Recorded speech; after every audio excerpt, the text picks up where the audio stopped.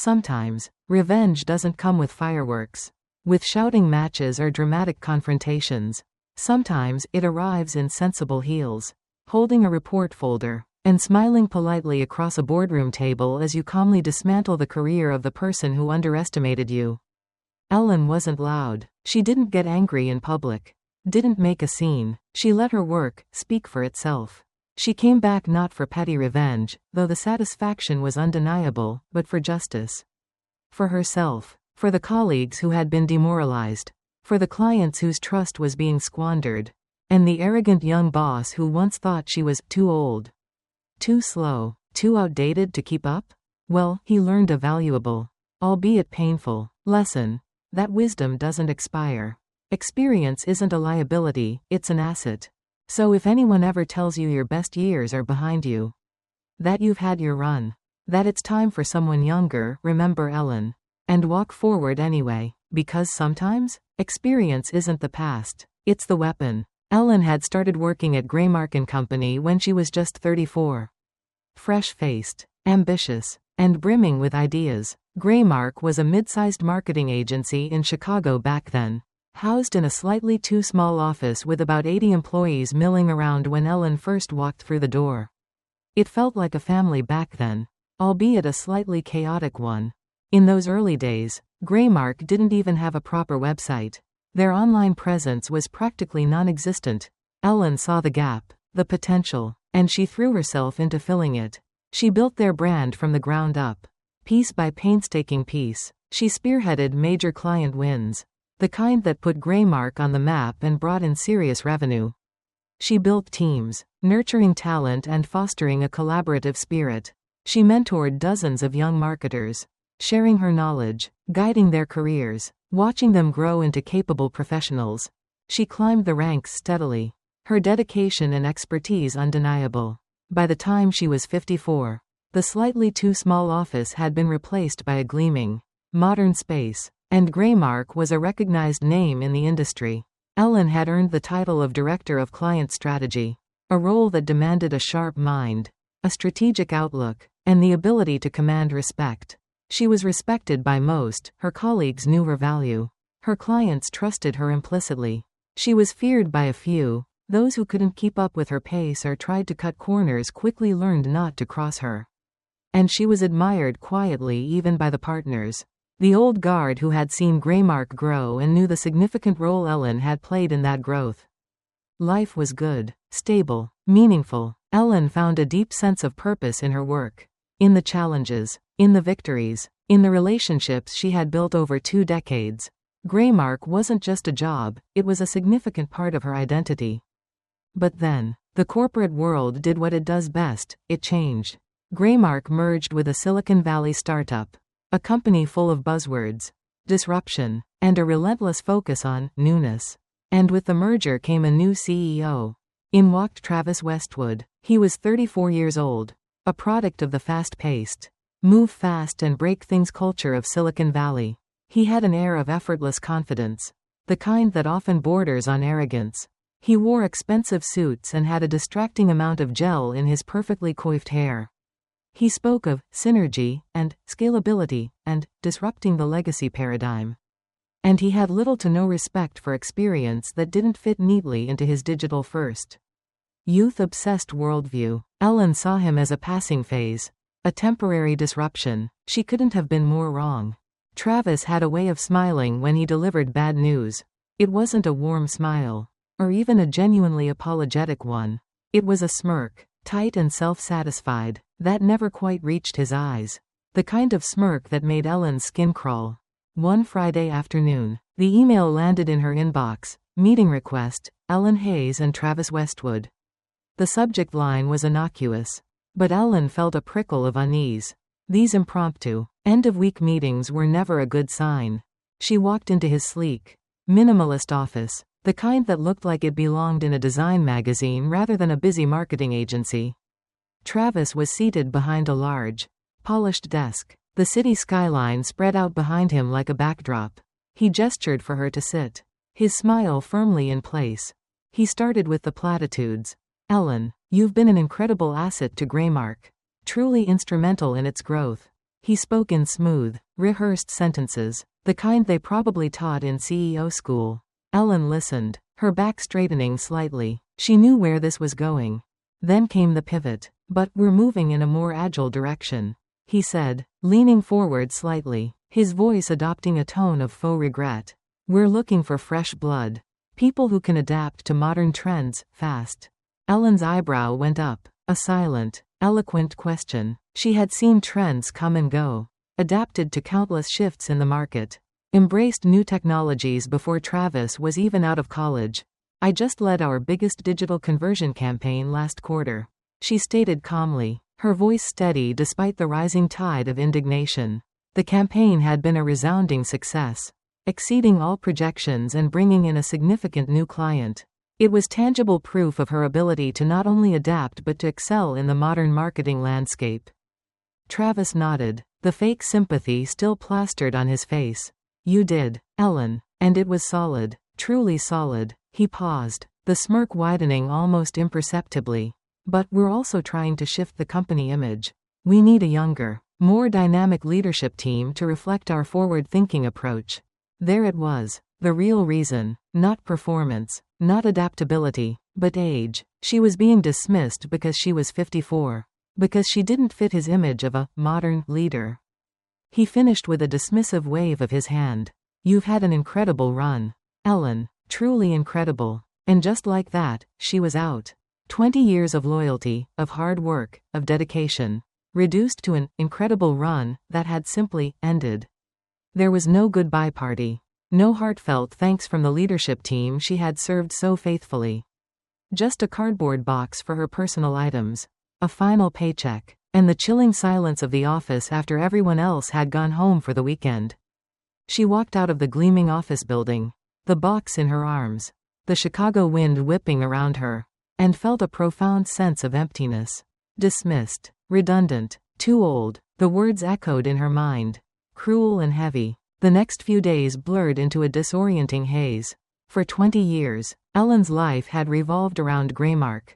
A purpose, a schedule dictated by meetings, deadlines, and client calls, a role that defined her, gave her identity. Now, she woke up at 7 a.m. out of habit, with nowhere to go. The silence of her apartment was deafening. The structured rhythm of her days had been replaced by an unnerving emptiness. She found herself wandering aimlessly, rereading old emails from clients, messages of thanks and praise for campaigns she had led, for problems she had solved. Each email was a painful reminder of her value, her contributions, now seemingly forgotten or disregarded. The insidious whispers of self-doubt began to creep in. Was I really too old? Outdated? Was it me? Had she become complacent? Had her skills atrophied without her realizing it? Travis's words, delivered with that condescending smirk, had planted a seed of uncertainty that threatened to take root. She tried to fill the void. She went for long walks, revisited museums she hadn't been to in years, even attempted to learn to paint. But the restlessness remained, a constant hum beneath the surface of her attempts at leisure. She missed the challenge, the camaraderie, the feeling of being part of something larger than herself. Then, something unexpected happened. Her phone rang. It was an unfamiliar number. A New York area code. She hesitated for a moment, then answered. Ellen, is that you? The voice on the other end was familiar, though she couldn't quite place it at first. Yes, who is this? It's Tom Garrett, from Greymark. Years ago. Tom Garrett, of course. He had been a VP in the marketing department. A smart, ethical man who had left Greymark about 3 years ago, disillusioned by the changing culture and the increasing focus on short-term gains over long-term relationships. Tom, it's good to hear from you. How have you been? I'm doing well, Ellen, but I heard what happened at Greymark. I'm so sorry. His voice was genuinely sympathetic, a stark contrast to Travis's cold dismissal. Thank you, Tom. It was unexpected. Unexpected is one word for it, he said dryly. Listen, Ellen, I'm calling because, well, a very interesting opportunity has come up. I've just been brought on as interim COO at Lucent Group. Lucent Group. Ellen knew the name. A powerful, old money investment firm with holdings in a diverse range of industries. They were known for being strategic, patient, and ruthless when necessary. Tom continued, his voice dropping slightly, as if sharing a secret. And we're acquiring a significant stake in, wait for it, Greymark. Ellen froze, the blood rushing to her ears. Greymark? Lucent? The words seemed impossible in the same sentence. Lucent is planning a significant overhaul. Tom explained. They're not happy with the recent performance. Especially since the merger. They think the new leadership is lacking. He paused. Ellen, I need a consultant. Someone to help me assess the situation on the ground at Greymark. Someone who knows the people, the culture, the history. Someone who can tell me what's really going on beyond the glossy reports. He didn't need to say who he had in mind. Are you in? A slow, powerful feeling began to build in Ellen's chest. It wasn't anger. Not exactly. It was something colder, sharper. A sense of vindication. A chance. Send the paperwork, she said, her voice firm and unwavering. She didn't even blink. The emptiness of the past few days evaporated, replaced by a focused determination. Exactly 28 days after being fired, Ellen walked back into Greymark. It felt surreal, like stepping into a dream. But this time, she didn't walk in through the familiar employee entrance, flashing her old ID badge. She entered with a visitor badge pinned to her lapel, the plastic cool against her suit jacket. And she wasn't alone. She was escorted by the executive VP of Lucent Group, a stern-faced woman named Ms. Albright, who commanded respect with her mere presence. As they walked through the modern, open-plan office, heads turned, whispers rippled through the workstations. Employees stared, their eyes wide with surprise. Then recognition. Then a flicker of something Ellen couldn't quite read. Hope? Fear? Curiosity? And then she saw him. Travis Westwood. He was in the main thoroughfare, talking animatedly to a group of younger employees, his gelled hair gleaming under the office lights. He stopped mid-sentence, his eyes landing on Ellen. He did a literal double take, his perfectly composed face crumbling into disbelief. His jaw actually hung open. Ellen? The word came out as a strangled gasp. Ellen smiled, a small, calm, and entirely composed smile that didn't quite reach her eyes. She stopped a few feet away from him, Ms. Albright standing silently beside her. Mr. Westwood, she said, her voice clear and level, carrying just enough to be heard by those nearby. I'm consulting with Lucent Group on the integration process. She paused, letting the weight of the words sink in. I'll be observing and evaluating leadership performance. She didn't wait for a response. With a polite nod, she walked past him, following Ms. Albright towards the executive conference room. The silence she left in her wake was profound, broken only by the resumed whispers and the faint, stunned murmurs of, "Did you see that?" and "What's going on?" For Ellen, the moment wasn't about gloating or public humiliation. It was about reclaiming her narrative, about demonstrating that her story at Greymark wasn't over just because Travis Westwood had decided it was. For the next 3 weeks, Ellen did her job, not as a former employee with a chip on her shoulder, but as a seasoned professional brought in to conduct a thorough, objective assessment, and she did it brilliantly. She met with department heads, listening carefully to their concerns, their frustrations, their insights into the company's direction. She reviewed budgets with a hawk eye, spotting discrepancies and questionable expenditures that Travis had apparently overlooked, or perhaps ignored. She analyzed key performance indicators, seeing the trends that were beginning to worry clients and staff alike. She sat quietly in meetings, a silent observer, watching Travis navigate conversations, make decisions, and present updates. She saw the inflated numbers he used in his reports, the optimistic projections that didn't align with the reality she was uncovering. She saw the subtle signs of dropping staff morale, the forced smiles, the hushed conversations that stopped abruptly when she approached, the weary resignation in people's eyes. She saw the data confirming what she suspected: client satisfaction had dipped significantly. A worrying 22% drop since her departure.